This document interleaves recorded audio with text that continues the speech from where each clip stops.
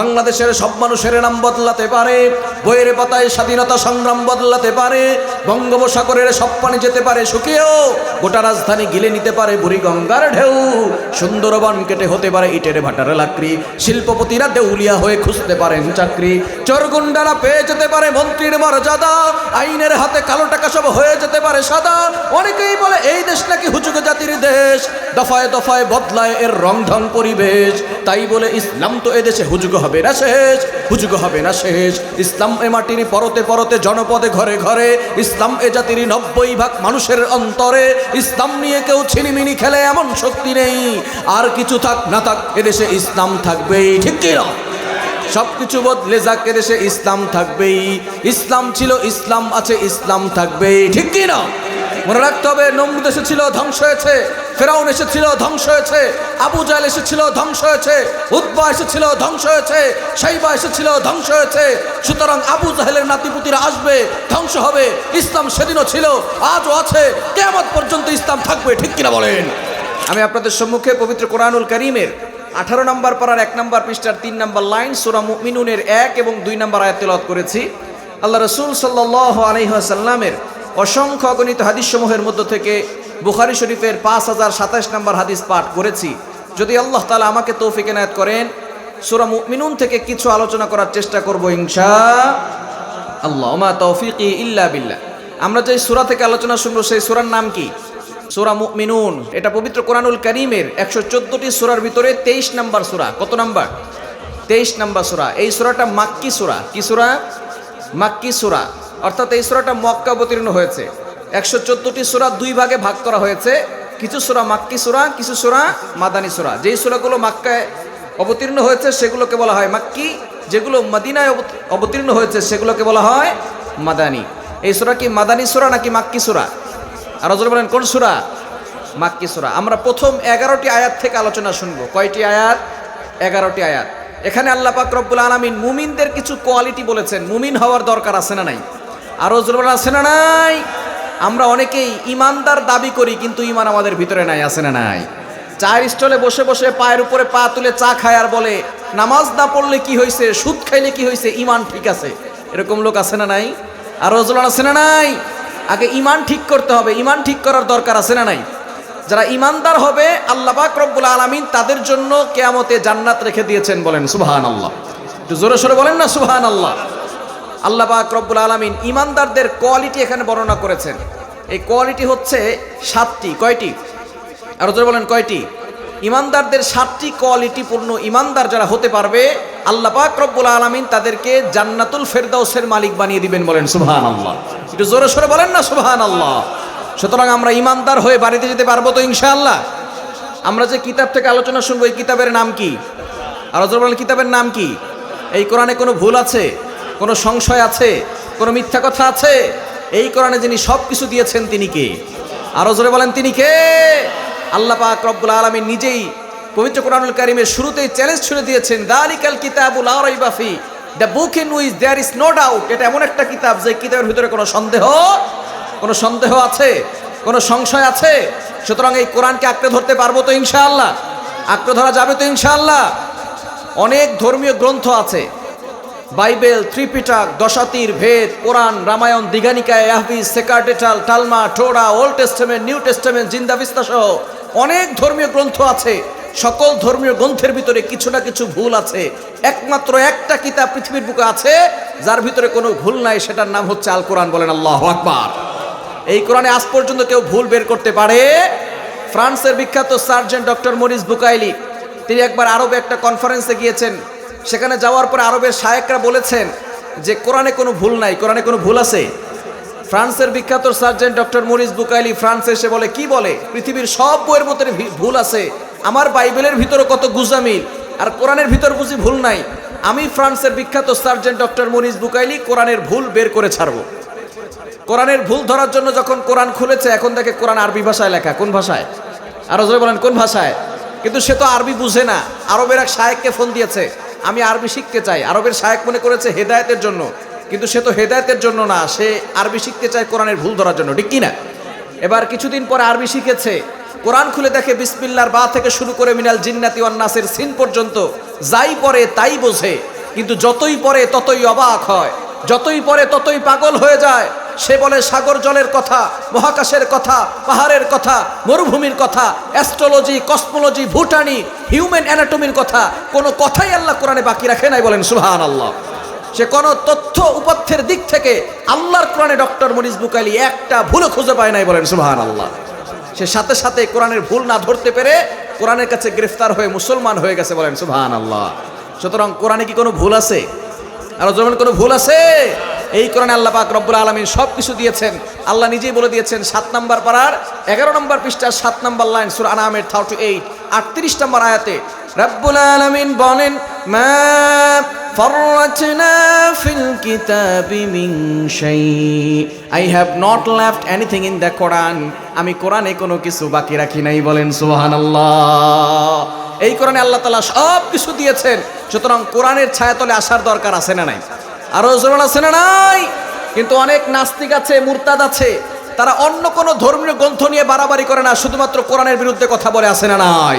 যেই সকল নাস্তিকরা কোরআনের বিরুদ্ধে কথা বলে, এই সকল নাস্তিক মুরতাদদেরকে বাংলার জমিনে কোনো জায়গায় ঠাঁই দেওয়া যাবে না, ঠিক কিনা বলেন? নাস্তিকতা নিপাত যাক, দিন ইসলাম জিন্দাবাদ। নাস্তিকতা নিপাত যাক, দিন ইসলাম জিন্দাবাদ। কোটি প্রাণে একই আওয়াজ, খোদাদ্রোহী ছাড় পাবে না, এই বাংলায় ঠাই হবে না, মুসলমানরা জেগেছে আজ, ঠিক কিনা? জোর কদমে সামনে চলো, বজ্রকণ্ঠে আওয়াজ তুলো, সবাই মিলে একই সাথে দাও না স্লোগান, নারায়ে তাকবীর, নারায়ে তাকবীর।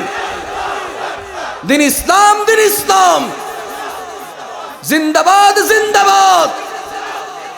ইসলামেরই জন্য দেশের হয়েছে জন্ম, ইসলামের বিরুদ্ধে গেলে দেশ হবে ভিন্ন, ঠিক কিনা?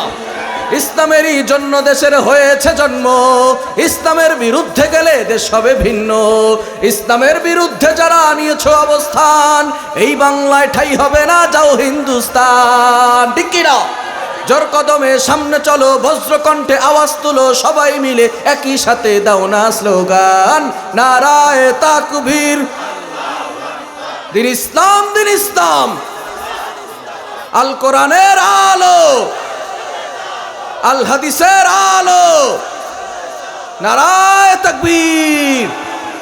এজন্য কোরআনের আলো সংসদে জ্বালানোর দরকার আছে না নাই? আরো জোরে আছে না নাই? আরেকটি বিপ্লব বাকি আছে, সেটা হলো কোরআনের বিপ্লব। এই কোরআনের বিপ্লবের জন্য, আল্লাহর জমিনে আল্লাহর বিধান বাস্তবায়ন করার জন্য যদি জীবন দেওয়ার প্রয়োজন হয়, কারা কারা প্রস্তুত আছেন? দুহাত তুলে আল্লাহকে দেখান। আল্লাহ পাক রব্বুল আলামিন সকলকে কবুল করেন, সকলে বলেন আমিন, আরো জোরে বলেন আমিন।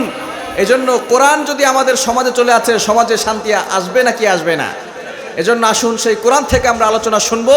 মুমিনদের কয়টা কোয়ালিটি? 7টি কোয়ালিটি। এই 7টি কোয়ালিটিপূর্ণ ইমানদার হবে যারা, জান্নাতুল ফেরদাউস পাবে তারা, বলেন সুবহানাল্লাহ। আল্লাহ পাক রব্বুল আলামিন শেষে ঘোষণা দিয়েছেন, উলাইকা হুমুল ওয়ারিসুন আল্লাযীনা ইয়ারিসুনাল ফিরদাউস। জান্নাতে যাওয়ার দরকার আছে না নাই? আরো জোরে বলেন আছে না নাই? আমরা জান্নাতে যেতে চাই, তবে জান্নাতে যাওয়ার কাজ করতে চাই না, ঠিক কিনা? একবার নবীজি সাল্লাল্লাহু আলাইহি ওয়াসাল্লাম জিবরাইল সাল্লামকে বললেন, ভাই জিবরাইল, আমি তোমাকে দেখতে চাই। জিবরাইল সাল্লাম বললেন, ইয়া রাসূলুল্লাহ, ইয়া হাবিবাল্লাহ, আপনি আমাকে দেখলে তো ভয় পাবেন। নবীজি বললেন, না না, ভয় পাবো না, দেখা দেন। হঠাৎ করে জিবরাইল সাল্লাম অদৃশ্য হয়ে গেলেন। নবীজি দেখলেন আসমান থেকে একটা কালো পর্দা নামতে নামতে জমিন পর্যন্ত লেগে গিয়েছে। ডান পাশ বাম পাশ পুরা পৃথিবী ভরাট হয়ে গেছে, দুনিয়া অন্ধকার হয়ে গেছে। হঠাৎ করে সেই কালো পর্দাটা আসমানে উঠে গেল। এবার নবীজি সাল্লাল্লাহু আলাইহি সাল্লামের কাছে জিবরাইল সাল্লাম অদৃশ্যভাবে হাজির হলেন। ইয়া রাসূলুল্লাহ, কি দেখলেন? নবীজি বললেন, আসমান থেকে একটা কালো পর্দা নামতে নামতে জমিন পর্যন্ত লেগে গিয়েছে, ডান পাশ বাম পাশ পুরা পৃথিবী ভরাট হয়ে গেছে। জিবরাইল সাল্লাম বলেন, ইয়া রাসূলুল্লাহ, ইয়া হাবিবাল্লাহ, ওইটা কোনো পর্দা ছিল না, আমার একটা মাত্র পাখা আসমান থেকে ছেড়ে দিয়েছি, জমিন পর্যন্ত লেগে গিয়েছে। এরকম পাখা আল্লাহ আমাকে একটা দুইটা নয়, 600 পাখা দিয়েছে, বলেন সুবহানাল্লাহ। কয়শো পাখা? আরো জোরে বলেন কয়শো? একটা পাখায় যদি হয় এত বড়, 600 পাখা হবে কত বড়? এই 600 পাখা যেই দেহের ভিতরে আল্লাহ ফিট করছেন, ওই দেহটা কত বড়? এত বড় দেহ যেই আল্লাহ বানাইছে, সেই আল্লাহ কত বড়? বলেন আল্লাহু আকবার। ওই আল্লাহকে পেয়ে আমরা খুশি না বেজার? আরো জোরে বলেন, সে আল্লাহর বান্দা হতে পেরে খুশি না বেজার? এবার আসেন জিবরাইল আলাইহিস সালাম কোথায় থাকে জানার দরকার আছে না নাই? কি বলেন, আছে না নাই? জিবরাইল আলাইহিস সালাম তিনি থাকেন সিদরাতুল মুনতাহা। জমিন থেকে সিদরাতুল মুনতাহা কত দূর একটা ধারণা নিলে বুঝতে পারবেন। আমরা যে পৃথিবীতে বসবাস করছি এটা হচ্ছে একটা গ্রহ, আমাদের পার্শ্ববর্তী গ্রহ আছে, নাম হচ্ছে মঙ্গল গ্রহ। নাম শুনেছেন? মঙ্গল গ্রহের নাম শুনেছেন না? আমাদের পার্শ্ববর্তী গ্রহের নাম কি? মঙ্গল গ্রহ। যারা সায়েন্স নিয়ে পড়াশোনা করে তারা জানে এরকম কয়েকটি গ্রহ এবং উপগ্রহ মিলে একটা সৌরজগৎ গঠিত হয়। বিজ্ঞান বলছে 15,000 কোটির অধিক সৌরজগৎ মিলে একটা গ্যালাক্সি গঠিত হয়। 15,000 কোটির অধিক গ্যালাক্সি মিলে একটা গ্যালাক্সি গুচ্ছ গঠিত হয়। 15,000 কোটির অধিক গ্যালাক্সি গুচ্ছ মিলে একটা মহা গ্যালাক্সি গঠিত হয়। বিজ্ঞান সেই মহা গ্যালাক্সি পর্যন্ত চলে গেছে, আজ পর্যন্ত আসমানের কোনো কুল কিনারা খুঁজে পায় নাই। বলেন সুবহানাল্লাহ। শুধু তাই নয়, আমরা ছোট্ট ছালার মতো একটা সূর্য দেখি, বিজ্ঞান বলছে না না, এই সূর্যটা পৃথিবী থেকে 13 লক্ষ গুণ বড়। বলেন সুবহানাল্লাহ। আবার আমরা রাতের বেলা ছোট্ট ছোট্ট তারকা দেখি, বিজ্ঞান বলছে না না, এই তারকা সূর্যের থেকেও বড়। বলেন আল্লাহু আকবার। সূর্যের পাশে একটা তারকা আছে, নাম হচ্ছে ব্যাটেল জিউস। এই ব্যাটেল জিউস তারকাটা সূর্যের থেকে 1000 গুণ বড়। বলেন আল্লাহু আকবার। চন্দ্র বলেন, সূর্য বলেন, তারকা বলেন, সব কিছু আল্লাহ প্রথম আসমানের নিচে সাজিয়ে রেখেছেন। দ্বিতীয় আসমানের কাছে প্রথম আসমানটা কতটা ছোট। দানিমি শরীফের ভিতরে একটা হাদিস এসেছে, বিশাল বড় মরুভূমির মাঝখানে যদি ছোট্ট একটা আংটি ছেড়ে দেওয়া হয়, এই বিশাল বড় মরুভূমির মাঝখানে আংটি যতটা ছোট, দ্বিতীয় আসমানের কাছে প্রথম আসমানটা ছোট্ট একটা আংটির মতো। সুবহানাল্লাহ বাড়িতে গিয়ে বলেন। তৃতীয় আসমানের কাছে দ্বিতীয় আসমানটা ছোট্ট একটা আংটির মতো, চতুর্থ আসমানের কাছে তৃতীয় আসমানটা ছোট্ট একটা আংটির মতো, পঞ্চম আসমানের কাছে চতুর্থ আসমানটা ছোট্ট একটা আংটির মতো। এভাবে করে আল্লাহ তাআলা একটা দুইটা নয়, 29 নম্বর পারা 1 নম্বর পৃষ্ঠার 5 নম্বর লাইন সূরা মুলকের 3 নম্বর আয়াতে বলেন, আল্লাযী খালাকা সাবআ সামাওয়াতিন তিবাকা। আমি আল্লাহ একটা দুইটা নয়, এরকম বিশাল বড় বড় করে 7টি আসমান তৈরি করেছি। বলেন সুবহানাল্লাহ। এই 7 আসমানের পরে হচ্ছে সিদরাতুল মুনতাহা। কি বুঝলেন? জমিন থেকে সিদরাতুল মুনতাহা কাছে না দূরে? আরো জোরে বলেন, কাছে না দূরে? এবার আসেন জিবরাইল সালামের কি পরিমাণ শক্তি জানার দরকার আছে না নাই? বলেন তো, কোরবানির সময় আসলে আমরা পশু জবাই করি কি করি না? পশু জবাই করেন আপনারা? আমাদের ইমাম সাহেব, খতিব সাহেবরা আমাদের পশুগুলো জবাই করে দেয়, ঠিক কি না? এবার বুঝে শুনে বলেন তো, পশু জবাই করার আগে আল্লাহু আকবার বলার দরকার আছে না নাই? আরো জোরে আছে না নাই? এবার ভালো করে বুঝে শুনে উত্তর দেন, আল্লাহু আকবার বলার কয়েক ঘন্টা পরে পশু জবাই করা হয়? বুঝেন নাই? আল্লাহু আকবার বলার কয়েক ঘন্টা পরে পশু জবাই করা হয়? সাথে সাথে, ঠিক কিনা? ইব্রাহিম আলাইহিস সালাম তার সন্তানকে জবাই করার জন্য প্রস্তুত হয়ে গেছেন, আল্লাহু আকবার বলা শেষ, জবাই করতে কয়দিন লাগবে? সাথে সাথে হবে, ঠিক কিনা?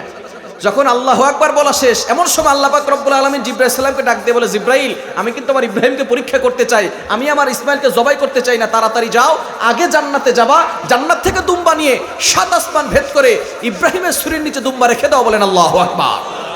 জিবরাইল সালাম বলেন, ইয়া রাসূলুল্লাহ, ইয়া হাবিবাল্লাহ, আমি কোথায় সিদরাতুল মুনতাহায় আর কোথায় ইব্রাহিম আলাইহিস সালামের অলরেডি আল্লাহু আকবার বলা শেষ। এমন সময় আল্লাহ আমাকে আদেশ করলেন, আগে জান্নাতে যেতে হবে, জান্নাত থেকে দুম্বা নিয়ে 7 আসমান ভেদ করে ইব্রাহিম আলাইহিস সালামের শরীরের নিচে দুম্বা রেখে দিতে হবে।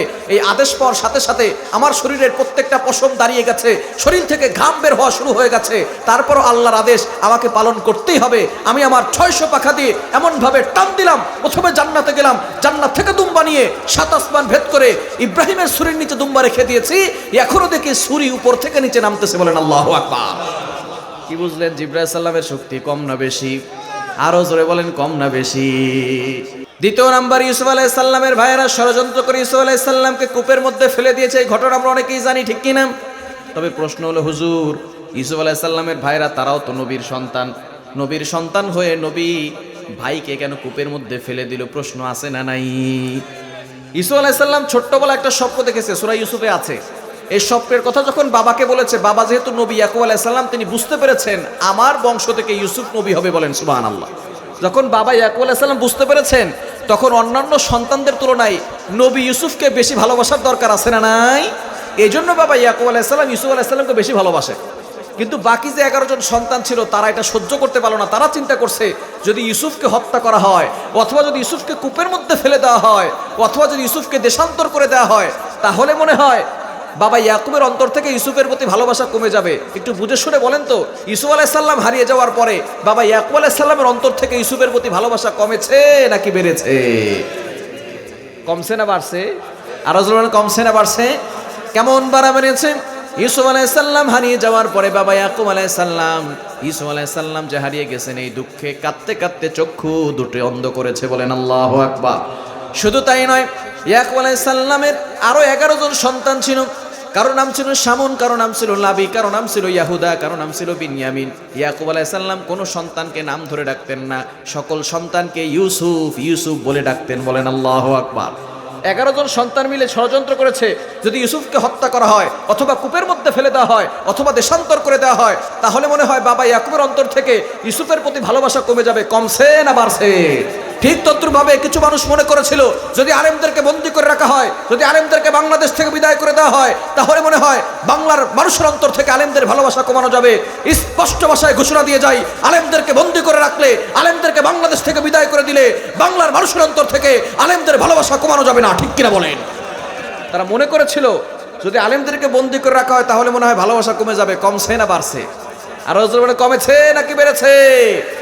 পূর্বের সরকার আলেমদের নিয়ে অনেক ষড়যন্ত্র করেছে, ঠিক কিনা? মিথ্যা মামলা সাজিয়ে আলেমদেরকে জেলে ঢুকিয়েছে, গুম করেছে, খুন করেছে, ফাঁসিতে ঝুলিয়েছে। আলেমদেরকে কোরআনের মাহফিলে কোরআনের কথা পর্যন্ত বলতে দেওয়া হয় নাই। সে আলেমরাই এখন হক কথা বলছে, আর যারা জুলুম করেছিল তারাই শেষ পর্যন্ত পিছনের দরজা দিয়ে হেলিকপ্টার দিয়ে পালাতে বাধ্য হয়েছে। যুগে যুগে যারা এই মানুষের উপর অত্যাচার করেছে, জুলুম করেছে, আল্লাহ পাক রব্বুল আলামিন তাদের কিন্তু পতন ঘটিয়েছে, ঠিক কি না? কোরআনের পাখি আল্লামা সাঈদী 52টি বছর ধরে তিনি কোরআনের দাওয়াত দিয়েছেন, তাকে 13টি বছর ধরে জেলখানায় বন্দী করে রেখেছে, ঠিক কিনা? শুধু তাই নয়, শেষ পর্যন্ত ইনজেকশনের মাধ্যমে তাকে দুনিয়া থেকে বিদায় করেছে। ডক্টর ইউনূস সাহেবকে বলতে চাই, আপনি পানির জ্বরে ভেসে ভেসে ক্ষমতায় বসেন নাই, আমাদের রক্তের উপর দিয়ে ক্ষমতায় বসেছেন। যারা আল্লামা সাঈদীকে ইনজেকশনের মাধ্যমে দুনিয়া থেকে বিদায় করেছে, তাকে হাসিনার মতো তাদেরকেও ফাঁসির রায় দিয়ে ফাঁসির কাস্টে ঝুলাতে হবে, ঠিক কিনা বলেন? আমরা সঠিক বিচার চাই, ঠিক কিনা? হাসিনা সে মিথ্যা ট্রাইব্যুনাল সাজিয়ে জাতির শ্রেষ্ঠ সন্তান আলেমদেরকে এমনভাবে মিথ্যা নাটক সাজিয়ে সে গুম করেছে, আবার হত্যা করেছে, আবার জেলে ভরেছে। সেই ট্রাইব্যুনালেই হাসিনার ফাঁসির রায় হয়েছে, ঠিক কিনা? অনেকে বলবেন রাজনীতি করে, রাজনীতি করার কি আছে? এতদিন ক্ষমতার বাহাদুরি দেখাইছে, এখন ক্ষমতা শেষ হয়ে গেছে। আমরা সতর্ক করতে চাই, আগামীতেও যারা ক্ষমতায় আসবে তারা যদি আল্লাহর সাথে গাদ্দারি করে, মানুষের উপর অত্যাচার করে, তাদের অবস্থাও ফেরাউনের মতো হবে, ঠিক কিনা? এজন্য সাবধান, সতর্ক থাকবেন। নমরুদের ক্ষমতা ছিল, ফেরাউনের ক্ষমতা ছিল, সেই ক্ষমতা কি এখনো আছে? কি বলেন? এখনো আছে। সন্ত্রাস হয়েছে মিয়া, নমরুদের মতো সন্ত্রাস এখনো কেউ হতে পারে নাই, ঠিক কিনা? নমরুদের মতো সন্ত্রাস এখনো কেউ হতে পারে? এজন্য আল্লাহ ধরে না, ধরে না, ধরলে কিন্তু ছাড়ে। আমাদেরকে সতর্ক থাকার দরকার আছে না নাই? আর ওজরণ আছে না নাই? ইউসুফ আলাইহিস সালামের ভাইয়েরা ইউসুফ আলাইহিস সালামকে কেনানের যে কূপের নিচে ফেলে দিয়েছিল, কূপের নিচে পানি ছিল, কম বড় বড় পাথর ছিল। বলেন তো, নবী হোক আর ওলি হোক, নিচে পড়লে মাথা ফাটবে কি ফাটবে না? আর ওজর বলেন, ফাটবে কি ফাটবে না? ইউসুফ আলাইহিস সালামের ভাইয়েরা ইউসুফ আলাইহিস সালামকে কূপের মধ্যে ফেলে দিয়েছে। বলেন তো, নিচে পড়তে কয়দিন সময় লাগবে? কয়দিন সময় লাগবে? সাথে সাথে পড়ে যাবে, ঠিক কিনা? আল্লাহ পাক রব্বুল আলামিন বললেন, জিব্রাইল তাড়াতাড়ি যাও, আমি আমার ইউসুফকে কঠিন বা বিপদে ফেলতে চাই না। আমার ইউসুফ নিচে পড়ার আগে তুমি তোমার নূরের পাখাগুলো বিছিয়ে দাও। বলেন সুবহানাল্লাহ। জিব্রাইল সালাম বলেন, ইয়া রাসূলুল্লাহ, ইয়া হাবিবাল্লাহ, আমি কোথায় সিদরাতুল মুনতাহায় আর কোথায় ইউসুফ আলাইহিস সালামকে তার ভাইরা কূপের মধ্যে ফেলে দিয়েছে? এমন সময় আল্লাহ যখন আমাকে আদেশ করলেন, আদেশ পাওয়ার সাথে সাথে আমার শরীরের প্রত্যেকটা পশম দাঁড়িয়ে গেছে, শরীর থেকে ঘাম বের হওয়া শুরু হয়ে গেছে। তারপরও আল্লাহর আদেশ আমাকে পালন করতেই হবে। আমি আমার 600 পাখা দিয়ে এমনভাবে টান দিলাম, 7 আসমান ভেদ করে কেনানের সেই কূপের কাছে গিয়ে আমি আমার নূরের পাখা বিছিয়ে দিয়েছি। এখনো দেখি ইউসুফ আলাইহিস সালাম উপর থেকে নিচে পড়তেছে। বলেন সুবহানাল্লাহ। কি বুঝলেন? জিবরাইল সালামের শক্তি কম না বেশি? আরো জোরে বলেন, কম না বেশি? 3 নাম্বার, নবীজি সাল্লাল্লাহু আলাইহি সাল্লাম যখন কালিমার দাওয়াত দেওয়া শুরু করলেন, যখন দাওয়াত কেউ গ্রহণ করলো না, মক্কায় নির্যাতন করলো, নবীজি চলে গেলেন তায়েফের ময়দানে। তায়েফের লোকেরা দাওয়াত কবুল করে নাই। শুধু তাই নয়, তারা পাথর দ্বারা আঘাত করতে করতে নবীজিকে রক্তাক্ত করেছে। নবীজি সাল্লাল্লাহু আলাইহি সাল্লাম যেখানে বেহুশ হয়ে পড়েছিলেন, আমি অদম সেখানে গিয়ে 2 রাকাত নফল নামাজ পড়ার সুযোগ পেয়েছি। আমি সেখানে 2 রাকাত নফল নামাজ পড়ে আল্লাহর কাছে কেঁদেছি আর বলেছি, আল্লাহ, আমার নবীর চেহারা এত সুন্দর ছিল, কিভাবে তারা নবীকে আঘাত করতে পারলো? এই নবীর চেহারা এত সুন্দর, কিভাবে তারা আঘাত করতে পারলো? যার গায়ে মশা মাছি পর্যন্ত বসা হারাম ছিল, এখনো সেই নবীকে নিয়ে কটূক্তি করে এরকম কিছু নাস্তিক আছে না নাই? আরো জোরে বলা আছে না নাই? কিছু নাস্তিক আছে লাইভে টক শোতে এসে নবীকে নিয়ে কথা বলে, নবীর বিরুদ্ধে কথা বলে। আমরা তাদেরকে বলতে চাই, সাহস থাকলে তাওহীদি জনতার সামনে আসো, বুকের চামড়া নিয়ে ঢাকায় যেতে পারবে না, ঠিক কিনা বলেন? আমরা আমাদের থেকে আমাদের নবীকে বেশি ভালোবাসি, ঠিক কিনা? সেই নবীকে আঘাত করে রক্তাক্ত করেছেন। নবীজির সাথে ছিলেন পালক পুত্র যায়েদ রাদিয়াল্লাহু তাআলা আনহু। নবীজি যেখান থেকে রক্ত বের হয় সেখান থেকে একটা কাপড় দিয়ে রক্তগুলো মুছে দিচ্ছিলেন। রক্ত মুছতে মুছতে আর রক্ত চোষণ করে না, রক্তটা ভিজে গিয়ে কাপড়টা ভিজে গেছে, আর রক্ত চোষণ করে না।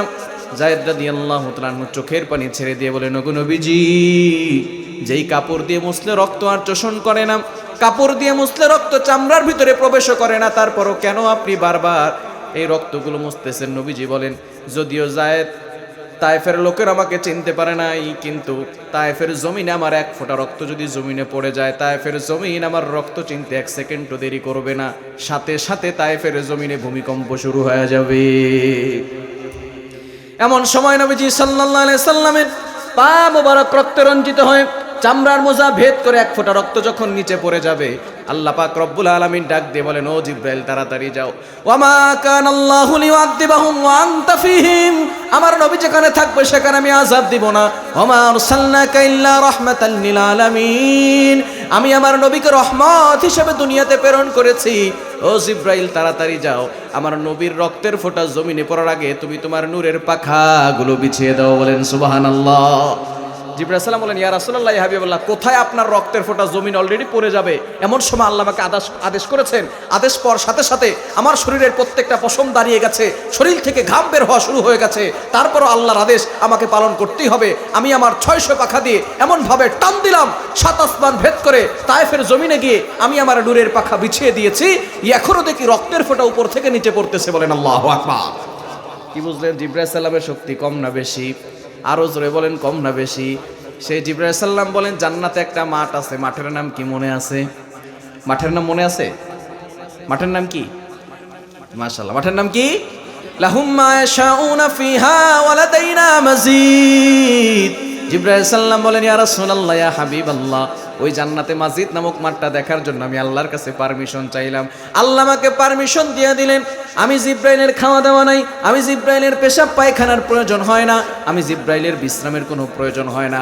আমি জিব্রাইল আমার 600 পাখা দিয়ে টানা 1 ঘন্টা নয়, 1 দিন নয়, 1 সপ্তাহ নয়, 1 মাস নয়, 1 বছর নয়, আমার 600 পাখা দিয়ে ধারাবাহিকভাবে 70,000 বছর ধরে মাজিদ নামক মাঠে উঠতে শুরু করলাম, কিন্তু মাজিদ নামক মাঠের কোনো কুল কিনারা খুঁজে পাই নাই। কি বুঝলেন? মাজিদ নামক মাঠটা ছোট না বড়? আরো জোরে বলেন, ছোট না বড়?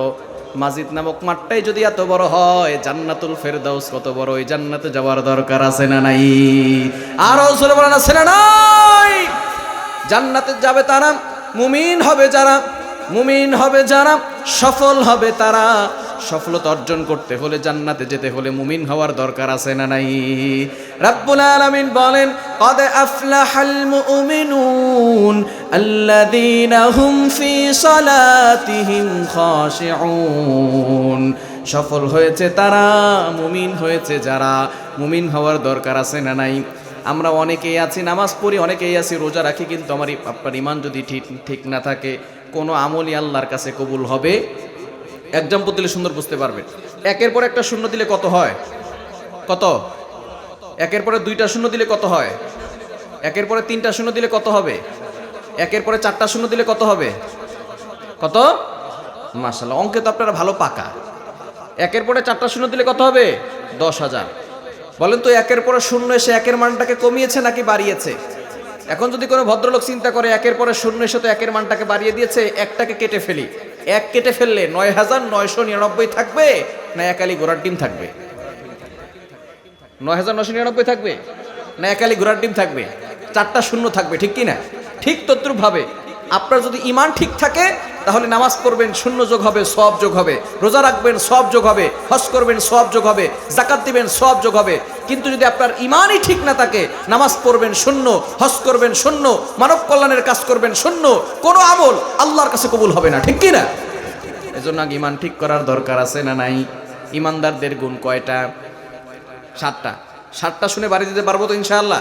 1 নাম্বার, আল্লাযীনা হুম ফি সালাতিহিম খাশিউন, যারা ইমানদার হবে তাদের 1 নাম্বার গুণ হচ্ছে তারা নামাজে বিনয়ী হবে। নামাজে বিনয়ী হওয়ার দরকার আছে না নাই? আরো জোরে বলেন, আছে না নাই? কিন্তু আমরা অনেকেই আছি নামাজে বিনয়ী হই না, অনেকে নামাজই পড়ে না, আছে না নাই? অনেকে নামাজই পড়ে না, নামাজে বিনয় হবে দূরের কথা, নামাজ পড়ে না এরকম মুসল্লি সমাজে আছে না নাই? নামাজ না পড়লে আল্লাহর কাছে জবাবদিহি করতে হবে, ঠিক কি না? যে আল্লাহ আমাদেরকে সৃষ্টি করেছেন ওই আল্লাহর ইবাদত করার দরকার আছে না নাই? একটা কুকুরের দিকে ফোকাস করেন, আপনি সাধারণত আপনার ভিআইপি কোনো খাবার দিতে হবে না, আপনার খাবারের উচ্ছিষ্ট খাবার যদি কুকুরকে দেন, ওই কুকুরটা সারা রাত জেগে জেগে আপনার বাড়িটা পাহারা দিবে। কেন? আপনি তাকে উচ্ছিষ্ট খাবার দিয়েছেন। কিন্তু যে আল্লাহ আমাদেরকে সৃষ্টি করেছেন, জমিনের উপরে থাকতে দিয়েছেন, আসমানের নিচে থাকতে দিয়েছেন, আমরা সেই আল্লাহর ইবাদত করি না। কুকুরটাকে একবেলা উচ্ছিষ্ট খাবার দেওয়ার ফলে সারা রাত জেগে জেগে আপনার বাড়িটা পাহারা দিল।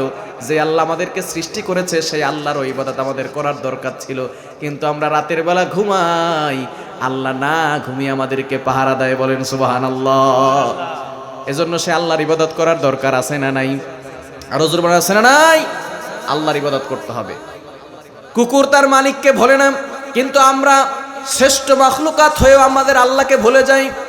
কুকুরের একটা ঘটনা শুনলে বুঝতে পারবেন কুকুর কতটা নিকৃষ্ট প্রাণী হয়ে তার মালিককে কতটা মহব্বত করে। কিতাবুল হায়াতুল হায়াওয়ানে একটা ঘটনা এসেছে। এক যুবক এক এলাকায় ঘুরতে গেছে, যাওয়ার পরে সেখানে দেখে একটা প্রাসাদ, পুরাতন প্রাসাদ, তবে অনেক সুন্দর করে প্রাসাদ। এই প্রাসাদ দেখার পরে সেই যুবক মনে মনে চিন্তা করতেছে, এত সুন্দর প্রাসাদ কে কার জন্য বানালো। এবার যখন সে একটু সামনে গিয়েছে তখন দেখে প্রাসাদে লেখা, এই প্রাসাদ সম্পর্কে যদি জানতে চাও অমুক এলাকার দিকে যাও, তাহলে তোমরা এই প্রাসাদ সম্পর্কে জানতে পারবে। এবার যুবকের ভিতরে আরো কৌতূহল বেড়ে গেছে, এই প্রাসাদ সম্পর্কে কি ইতিহাস আছে সেটা আমাকে জানতে হবে। যুবক হাঁটি হাঁটি পা পা করে সে এলাকার দিকে গেল। কেউ সেই প্রাসাদের কথা বলতে পারে না। হঠাৎ করে এক মুরব্বীকে দেখলো, মুরব্বীকে দেখার পরে বলতেছে, প্রাসাদ সম্পর্কে আমাকে বলেন। মুরব্বী বলতেছে, এই যে জমি দেখতেছো এই সব জমি ছিল একজন জমিদারের, এই সকল প্রাসাদ ছিল, সকল জমি ছিল একজন জমিদারের। জমিদার খুব শৌখিন মানুষ ছিল, তার একটা কুকুরও ছিল। জমিদার যেদিকে যেত কুকুরটাও সেদিকে যেত। জমিদার যদি গোসল করার জন্য যেত কুকুরটাও পুকুরের পাড়ে বসে থাকতো। জমিদার যখন ঘরে যেত কুকুরটা দরজার পাশে বসে থাকতো, সব সময় কুকুরের সাথে থাকতো। কিন্তু একদিন ভিআইপি অনুষ্ঠানে জমিদার যাবে, কিন্তু কুকুর তো আর ভিআইপি অনুষ্ঠানে নিয়ে যাওয়া যায় না। জমিদার মনে মনে চিন্তা করতেছে কুকুরটাকে কি করা যায়। এবার জমিদার প্ল্যান করেছে, এই কুকুরটাকে আমি যখন ঘরে ঢুকবো আমার পিছনে পিছনে যখন যাবে, গলার ভিতরে শিকল দিয়ে ঘরের ভিতরে আটকে রেখে আমি ভিআইপি অনুষ্ঠানে যাব।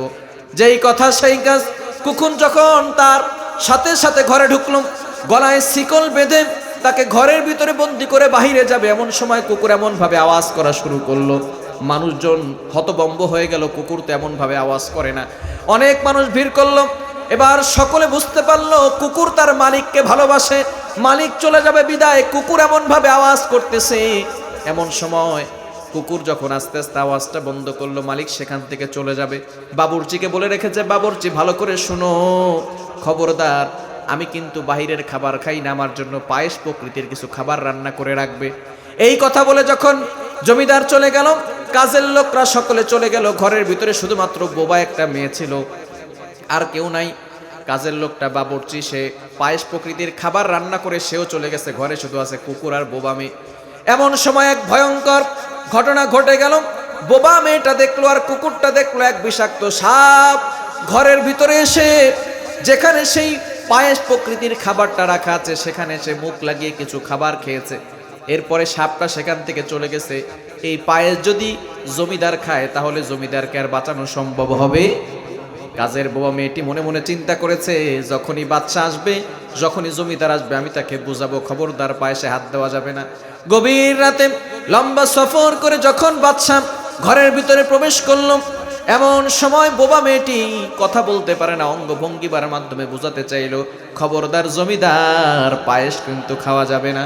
কিন্তু জমিদার লম্বা সফর করে এসে কাজের বোবা মেয়েটির কোনো কথাই শুনলো না। যখনই সে ঘরের ভিতরে ঢুকলো, টেবিলের উপরে দেখলো পায়েসের পেয়ালা। এখনই যখন সে পায়েসের পেয়ালায় হাত দিবে, কুকুরটা এমন ভাবে খেউ খেউ আওয়াজ দেওয়া শুরু করলো। মালিক অবাক হয়ে গেল। মালিক তাকে থামতে বলে, কুকুর থামেই না। যখনই কুকুর কোনো আওয়াজ করে, মালিক যখন স্টপ বলে, থাম বলে, সাথে সাথে থেমে যায়। আজকে মালিক আর থামে না। এবার মালিক চিন্তা করেছে, কুকুর নজরের মনে হয় আমার পায়েসের দিকে পড়েছে। মালিক মনে মনে চিন্তা করেছে, কুকুর তোকে এতটা খাওয়াই, তারপর আমার পায়েসের দিকে তোর নজর কেন? এবার মালিক যখন পায়েসটাকে ধরতে যাবে, যখন এমন সময় কুকুরটা তার গলা ছিঁড়ে যায়, টান দিয়ে পিছনের পা দিয়ে পায়েসের পেয়ালায়, পিছনের পা দিয়ে লাথি দিয়ে পায়েসের পেয়ালাটা ফেলে দিয়েছে। মালিক তো আরো রাগান্বিত হয়ে গেছে, কুকুর তোকে এতটা ভালোবাসি, আর তুই সাধারণ পায়েস খাওয়ার জন্য এতটা আওয়াজ করতেছিস আর এমন ভাবে বাজে ব্যবহার করতেছিস, তোকে আর ঘরে রাখবো না। মালিক আঘাত করতে করতে কুকুরকে রক্তাক্ত করলো।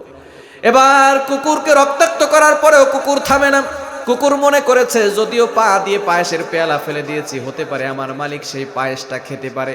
যদি আমার মালিক সেই পায়েস খায়, আমার মালিককে আর বাঁচানো সম্ভব হবে না। এবার যখন অনেক সময় মারধর করার পরে মালিকের একটু মায়া লাগছে, মায়া লাগার পরে বলছে, কুকুরটাকে খুলে দাও। এবার কুকুরটার শিকল যখন খুলে দিল, কুকুর মনে মনে চিন্তা করেছে, যদিও পায়েসের পেয়ালা ফেলে দিয়েছি, যতটুকু আছে মালিক ক্ষুধার তাড়নায় হয়তো এখান থেকে খেতে পারে। এবার কুকুরটা মালিক যাতে করে না খায়, সে এসে সকল পায়েসটুকু খেয়ে ফেলেছে। জমিদার মনে মনে চিন্তা করছে, কুকুর তাহলে এই কাজ, তুমি আমার পায়েস খাওয়ার জন্য এত কিছু করলে, তোমাকে আর ঘরে রাখবো না। এই কথা বলতে না বলতে 2 মিনিটের মাথায় দেখে কুকুরের মুখটা জমিনের সাথে লেগে গিয়েছে, ধরাস হয়ে জমিনে পড়ে গেছে। সাথে সাথে জমিদারের মাথার টনক নড়েছে, কি হলো কুকুরের? পায়েসের ভিতরে কি ছিল? সাথে সাথে আর 1 মিনিট 2 মিনিট পরেই দেখে কুকুরের নিঃশ্বাস ছাড়ে না, কুকুর দুনিয়া থেকে বিদায় নিয়েছে। এবার জমিদারের মাথায় হুঁশ ফিরেছে, কি হলো? বোবা মেয়েটিকে বলল, সত্যি করে বলো কি হয়েছে।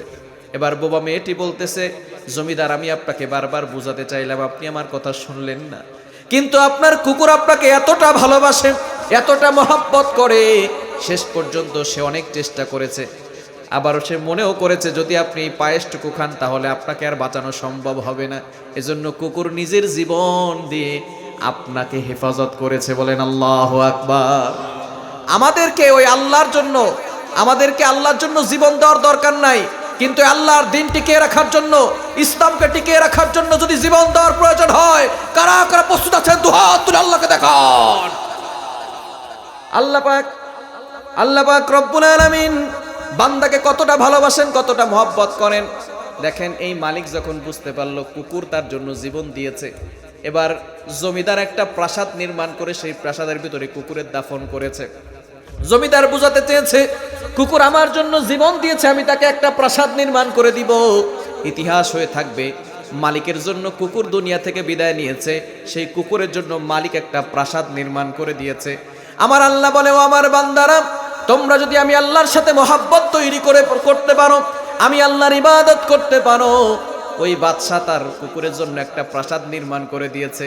আমি বান্দা তোমার জন্য এই দুনিয়া নয়, এই দুনিয়ার 10 দুনিয়া সমান তোমার জন্য জান্নাত দিয়ে দিব। বলেন সুবহানাল্লাহ। ওই জান্নাতে যাওয়ার জন্য আল্লাহর ইবাদত করার দরকার আছে না নাই? আরো জোরে বলা আছে না নাই? তাহলে 1 নাম্বার হলো নামাজ পড়তে হবে। 2 নাম্বার আল্লাযীনা হুম আনিল লাগযি মুরিদুন, যারা মুমিন হবে তারা অনর্থক কথাবার্তা বলবে না। আমাদের সমাজে অনেক মানুষ আছে, চায়ের স্টলে বসে বসে গীবত করে, অমুক এটা করছে, তমুক এটা করছে, আছে না নাই? অনেক নামাজিরা মসজিদে ঢুকে তারপরে গীবত করে, আছে না নাই? খবরদার, গীবত করা যাবে, খবরদার, অনর্থক করে কাজ করা যাবে না। 3 নাম্বার আল্লাযীনা হুম লিয-যাকাতি ফাইলুন, যারা যাকাত দিবে তারাই মুমিন হবে। আমাদের সমাজে অনেক মানুষ আছে যাকাত দিতে চায় না। যাকাত না দিলে আপনার সম্পূর্ণ সম্পদগুলো পবিত্র হবে না। যদি কারো কাছে 1 লক্ষ টাকা থাকে, 2,500 টাকা যাকাত আসবে, 40 ভাগের 1 ভাগ। এই 2,500 টাকা না দিলে বাকি 97,500 টাকা সম্পূর্ণ হারাম। আপনার যাকাত আসছে কত টাকা? 1 লক্ষ টাকা থাকলে কত টাকা যাকাত? 2,500 টাকা। এই 2,500 টাকা গরিবের হক, এটা আল্লাহ আপনার পকেটে ঢুকিয়ে দিয়েছেন। গরিবের হক গরিবকে বুঝিয়ে দিতে হবে। যদি আপনি গরিবের হক না বুঝিয়ে দেন, এই 2,500 টাকা থাকার কারণে বাকি 97,500 টাকা সম্পূর্ণ হারাম। এজন্য যাকাত দেওয়ার দরকার আছে না নাই? যাকাত আপনার সম্পদকে পবিত্র করবে, এজন্য যাকাত দিতে হবে। এটা আল্লাহর বিধান, ফরজ বিধান। এই যাকাত যখন নবীজি সাল্লাল্লাহু আলাইহি সাল্লাম ইন্তেকাল করলেন, আবু বকর সিদ্দিক রাদিয়াল্লাহু তাআলা খলিফা হলেন। একদল বলল আমরা যাকাত দিব না, আবু বকর সিদ্দিক রাদিয়াল্লাহু তাআলা নরম সাহাবীর সাথে সাথে গরম হয়ে গেলেন। তিনি বললেন, আয়ান্তু সুদ্দিন ওয়া আনা হাই, আমি জীবিত থাকবো আর আল্লাহর কোনো বিধান নিয়ে কেউ এভাবে হাসি ঠাট্টা করবে, যাকাতকে অস্বীকার করবে যারা, তাদের সাথে আমি আবু বকর যুদ্ধের ঘোষণা করলাম। বলেন আল্লাহু আকবার। আমরা অনেকেই আছি নামাজ পড়ি, যাকাত দেই না। অনেকে যাকাত দিবে দূরের কথা, দান করবে দূরের কথা, মানুষের হক নষ্ট করে খায়, এরকম লোক আছে না নাই? কি বলেন, আছে না নাই? আবার দেখবেন 5 ওয়াক্ত নামাজ পড়েন, হাজী সাহেব হজ করে আসছে, আবার দেখবেন নামাজ পড়তে পড়তে কপালে দাগ পড়ে গেছে, ইমাম সাহেবের পিছনে নামাজ পড়ে আবার সুদের কারবার করে, আছে না নাই? আর আছে না নাই? সুদের কারবার করে। এজন্য খবরদার, যারা সুদ খাবে আল্লাহ পাক রব্বুল আলামিন তাদের নামাজ, রোজা, হজ, যাকাত কোনো কিছু কবুল করবে। সুদ থেকে দূরে সরে আসার দরকার আছে না নাই? আরো জোর আছে না নাই? পারবো তো ইনশাআল্লাহ। সুদের ফতোয়া কি মোল্লার না আল্লাহর? আরো জোর মোল্লার না আল্লাহর? আল্লাহ পাক রব্বুল আলামিন নিজে বলে দিয়েছেন। কোরআন খুলেন 3 নম্বর পারা 6 নম্বর পৃষ্ঠা 3 নম্বর লাইন, সূরা বাকারা 275 275 নম্বর আয়াতে আল্লাহ বলছেন, আহাল্লাল্লাহুল বাইআ ওয়া হাররামার রিবা, বিজনেস লওফুল এন্ড ইউজুরি আল্লাহফুল, ব্যবসা হালাল, সুদের কারবার হারাম করেছেন কে? এজন্য সুদ থেকে দূরে সরে আসতে পারবো তো ইনশাআল্লাহ। এরপরে 4 নম্বর, আল্লাযীনা হুম লিফুরুজিহিম হাফিজুন, যারা তাদের লজ্জাস্থানকে হেফাজত করবে। এজন্য পুরুষরাও তাদের সতীত্বের হেফাজত করবে, নারীরাও তাদের সতীত্বের হেফাজত করবে, ঠিক কিনা? নারীরা 4টি কাজ করলেই জান্নাতি। কয়টা? আরো জোরে বলেন, কয়টা? 4টি কাজ করলেই নারীরা জান্নাতে চলে যাবে। 1 নাম্বার যদি ফরজ নামাজ পড়ে, 2 নাম্বার ফরজ রোজা রাখবে, 3 নাম্বার স্বামীর খেদমত করবে, আর 4 নাম্বার নিজের সতীত্বের হেফাজত করবে। নারীরা প্রথম 2টা করলেও শেষের 2টা করতে চায় না, ঠিক কিনা? স্বামীর খেদমত করতে চায় না, মশারি টানানো নিয়ে ঝগড়া আছে না নাই? আরো জোরান আছে না নাই? খবরদার মা বোনরা যারা আছেন, আপনার স্বামী হচ্ছেন হীরার টুকরা। আপনার স্বামী যদি আপনার প্রতি সন্তুষ্ট থাকে, আর কোনো স্ত্রী যদি মারা যায়, তার স্বামী যদি বলে আমার স্ত্রী ভালো ছিল, আল্লাহ পাক রব্বুল আলামিন ওই স্ত্রীর জন্য জান্নাতের 8টি দরজাই খুলে দিবে। বলেন সুবহানাল্লাহ। এজন্য 4 নাম্বার লজ্জাস্থানকে হেফাজত করতে হবে, এবং 5 নাম্বার আল্লাযীনা হুম লিআমানাতিহিম, যারা আমানতের খেয়ানত করে না। আমানত খেয়ানত করা যাবে কি? কি বলেন, যাবে? আপনার সন্তান কিন্তু আপনার জন্য আমানত। যাদের সন্তান আছে ভালো করে শুনেন, সন্তানকে আপনি যে শিক্ষায় দিচ্ছেন দেন, কোনো সমস্যা নাই, তবে সন্তানকে আগে ধর্মীয় শিক্ষা দেওয়ার দরকার আছে না নাই? নামাজ শেখানোর দরকার আছে না নাই? আমরা সন্তানকে নামাজ পড়া শিখাই না, আপনি আপনার সন্তানকে ইংলিশ মিডিয়ামে পড়াচ্ছেন, তাতে আমাদের কোনো মুসলমান বানানোর দরকার আছে না নাই? সন্তানকে আগে মুসলমান বানাবেন। আল্লাহ পাক রব্বুল আলামিন নিজে বলে দিয়েছেন 27 নম্বর পারা 10 নম্বর পৃষ্ঠা 10 নম্বর লাইনে একটি সূরা রয়েছে, সূরাতুর রহমান। এই সূরা আল্লাহ তাআলা তার পরিচয় দিয়েছেন। আল্লাহ পাক রব্বুল আলামিন বলছেন, আর রহমান আল্লামাল কোরআন খলাকাল ইনসান, রহমান হলেন তিনি, কোরআন শিখিয়েছেন যিনি। এরপরে বলছেন মানুষ সৃষ্টি করেছেন যিনি। বলেন তো, আমরা আগে কোরআন শিখি নাকি আগে দুনিয়াতে আসি? কোরআন শিখি নাকি আগে দুনিয়াতে আসি? তো আল্লাহ এইভাবে বলতে পারতেন, আর রহমান খলাকাল ইনসান, রহমান হলেন তিনি, মানুষ সৃষ্টি করেছেন যিনি। এরপরে বলতে পারতেন কোরআন শিখিয়েছেন যিনি। আল্লাহ তাআলা আগে কোরআনের কথা বলেছেন। এই জন্য মানুষ হতে হলে আগে কোরআনের শিক্ষা লাগবে। কোরআনের শিক্ষা ছাড়া কেউ কখনো আদর্শ মানুষ হতে পারে না, ঠিক কি না? এজন্য সন্তানদেরকে কোরআন শিখাবেন। আমি যখন ইন্ডিয়াতে প্রোগ্রামে গিয়েছি, ত্রিপুরা থেকে কলকাতায় যাব, বিমান ঢিলে হচ্ছে 30 মিনিট। এক ভদ্রলোক আমার পাশে এসে বলতেছে, হুজুর হোয়ার আর ইউ গোয়িং, আপনি কোথায় যাবেন? আমি বলতেছি I am going to Kolkata, কলকাতায় যাব। উনি বলতেছে, হুজুর ইফ ইউ ডোন্ট মাইন্ড, যদি কিছু মনে না করার, একটা প্রশ্ন করতে পারে? আমি বললাম হ্যাঁ, কোনো সমস্যা নেই, বলে। উনি বলতেছে, হুজুর আনসিং ইজ নাথিং, যেটা দেখি না সেটা বিশ্বাস করি না। আপনারা তো আল্লাহকে দেখেন না, বিশ্বাস করেন কেন? আপনার সন্তানকে তো এই প্রশ্ন করবে, আল্লাহকে দেখেন না, বিশ্বাস করেন কেন? সে কিন্তু শিক্ষিত মানুষ, এডুকেটেড পারসন, কিন্তু তাকে কোরআনের দলিল দিয়ে কোনো লাভ নাই। কোরআনে হাজারো দলিল আছে, কারণ তারা কোরআনও মানে না, আল্লাহকেও মানে। তাকে যুক্তি দিয়ে দলিল দিতে হবে। বিমানে ওঠার পরে আমাদেরকে অভ্যন্তরীণ বিমানগুলোতে অনেক সময় টিফিনের ব্যবস্থা করে, কেক দেয়, বার্গার দেয়, আমাদেরকে ওইখানে স্যান্ডউইচ দিয়েছে। তো বলেন তো, খাবারের একটা ঘেরান আছে না নাই? ঘেরান আছে না? তো যখন খাবার দিয়েছে, সে ব্যক্তি খাবার খুলেছে। আমি বললাম, খাবারের ঘেরানটা কেমন? বলে, ঘেরানটা খুব সুন্দর। আমি বললাম, ঘেরানটা আমাকে দেখান। কি বলেন, ঘেরান কি দেখা যায়? এই যে বাতাস হয়, বাতাস কি দেখা যায়? এই যে আমরা অক্সিজেন নিচ্ছি, এটা কি দেখা যায়? পৃথিবীতে অনেক জিনিস এমন আছে যেটা দেখা যায় না, না দেখেই বিশ্বাস করতে হয়। ঠিক তদ্রূপভাবে আল্লাযীনা ইউমিনুনা বিল গায়ব, আল্লাহ হচ্ছেন অদৃশ্য, আল্লাহকে দেখা যায় না, আল্লাহকে না দেখেই বিশ্বাস করেছি, এজন্য আমরা মুসলমান হয়েছি, ঠিক কি না? এজন্য সন্তানদেরকে ধর্মীয় শিক্ষা দিতে পারবো তো ইনশাআল্লাহ। 6 নাম্বার ওয়াহদিহিম রাউন, যারা ওয়াদার খেলাফ করে না। এবং 7 নাম্বার আল্লাযীনা হুম আলা সালাওয়াতিহিম ইউহাফিজুন, যারা নামাজকে হেফাজত করে। নামাজকে হেফাজত করার দরকার আছে না নাই? মুমিনদের কোয়ালিটি বর্ণনা করতে গিয়ে আল্লাহ শুরু করলেন নামাজ দিয়ে, শেষও করলেন নামাজ দিয়ে। বুঝা গেল নামাজ পড়ার দরকার আছে না নাই? ফজরের ক্ষণ গেল পরনি নামাজ, জোহরেও ডুবেছিলেন নিয়ে শত কাজ। হেলায় খেলায় গেল আসরের কাল, মাগরিবেও পড়লে না নামাজির সাজ। ফজরের ক্ষণ গেল পরনি নামাজ, জোহরেও ডুবেছিলেন নিয়ে শত কাজ। বিনোদনে কেটে গেল এশার সময়, এতটুকু জাগলো না কবরের ভয়। খুঁজলে না একবারও নাজাতের পথ, মুসলিম নাম নিতে পেলে না তো লাজ। ফজরের ক্ষণ গেল পরনি নামাজ, জোহরেও ডুবেছিলেন নিয়ে শত কাজ। ঠিক কিনা? এই জন্য নামাজ পড়তে পারবো তো ইনশাল্লাহ? এই কোরআনকে আঁকড়ে ধরতে পারবো তো ইনশাল্লাহ? আমরা ন্যাশনালিজম দেখেছি, আমরা কমিউনিজম দেখেছি, আমরা সেকুলারিজম দেখেছি, বাবার শাসন দেখেছি, মেয়ের শাসন দেখেছি। একটি বারের জন্য ১৫০০ বছর আগে হেরা গুহায় যে কোরআন নাজিল হয়েছিল, সেই কোরআন পার্লামেন্টে দেখতে চাই। কারা কারা দিয়েছেন দুহাত তুলে আল্লাহকে দেখান। আল্লাহ পাক রব্বুল আলামিন সকলকে কবুল করেন, সকলে বলেন আমিন।